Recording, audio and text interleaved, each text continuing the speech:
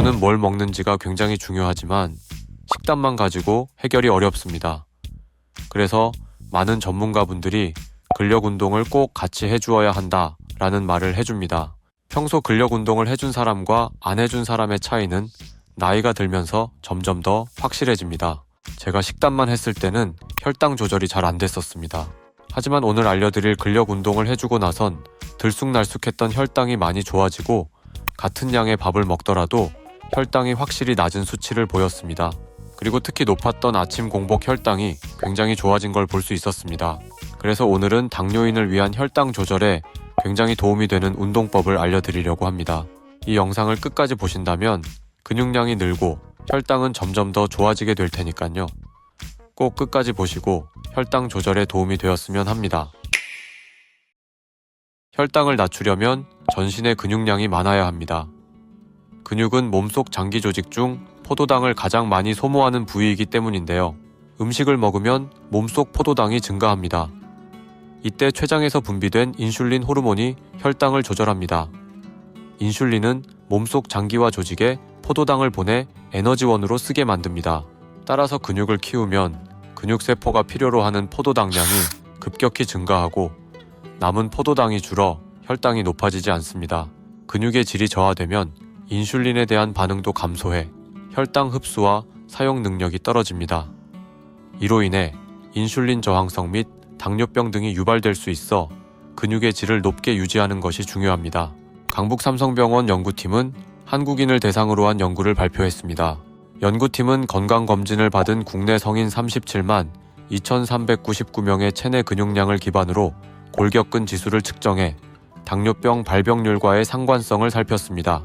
그 결과 근육이 많을수록 당뇨병 발병률, 당화혈색소, 인슐린 저항성이 더욱 감소하는 경향이 확인됐습니다.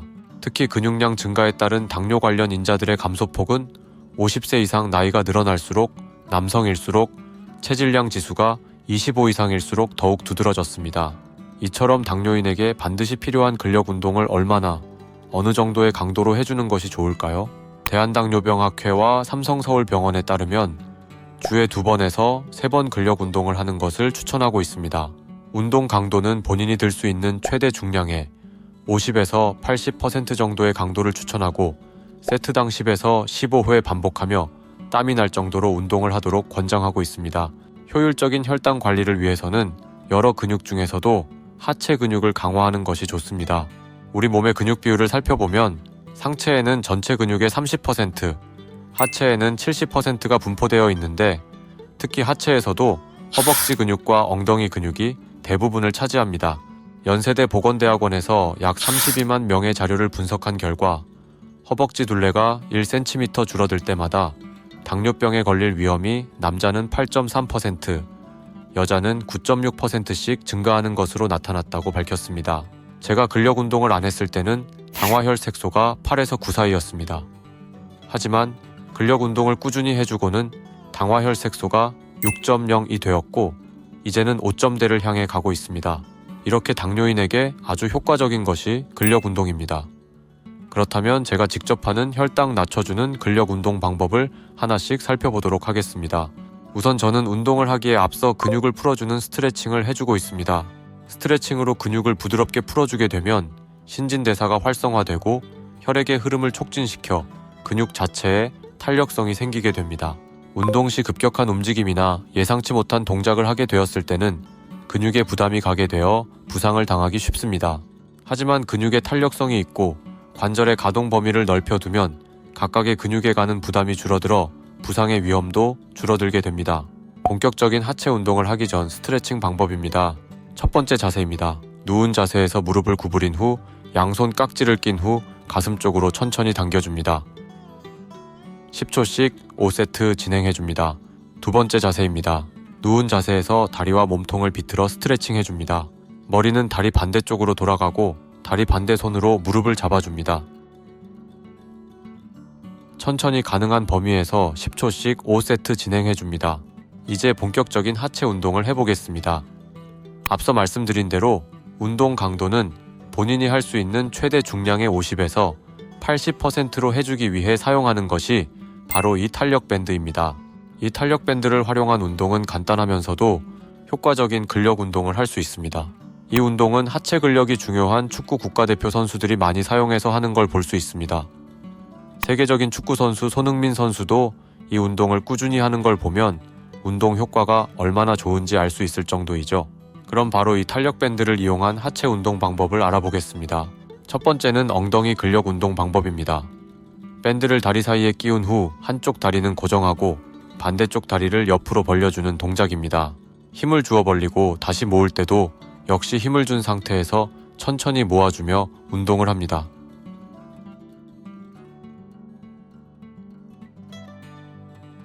만약 서서 하는 것이 어렵다면 옆으로 누워서 해도 똑같은 운동 효과를 볼 수 있습니다.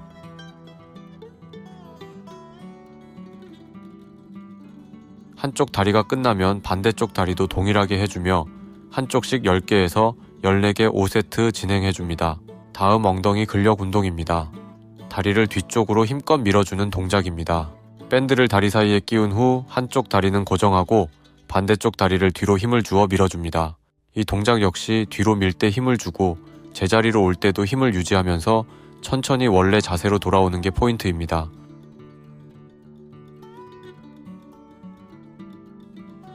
서서 하는 것이 어렵다면 누워서 하는 것도 굉장히 효과적인 방법입니다.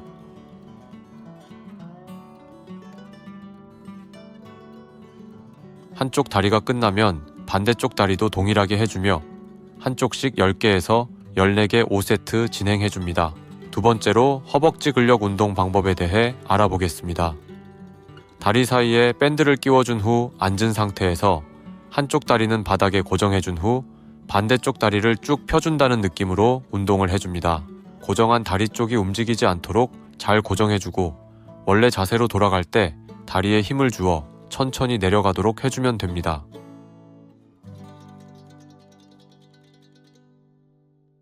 한쪽 다리가 끝나면 반대쪽 다리도 동일하게 해주며 한쪽씩 10개에서 14개 5세트 진행해줍니다.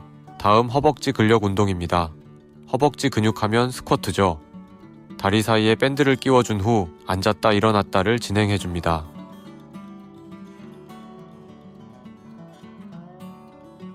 무릎에 통증이 있을 경우에는 가능한 범위로 천천히 진행해주시면 됩니다. 스쿼트도 10개에서 14개 5세트 진행해줍니다. 다음 허벅지 근력 운동입니다.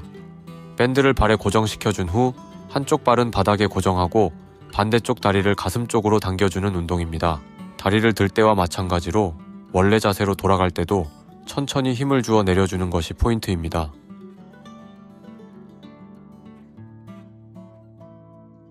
한쪽 다리가 끝나면 반대쪽 다리도 동일하게 해주며 한쪽씩 10개에서 14개 5세트 진행해줍니다. 이렇게 탄력 밴드 운동을 해보면 생각보다 훨씬 힘들고 운동 효과가 대단한 걸 느낄 수 있습니다.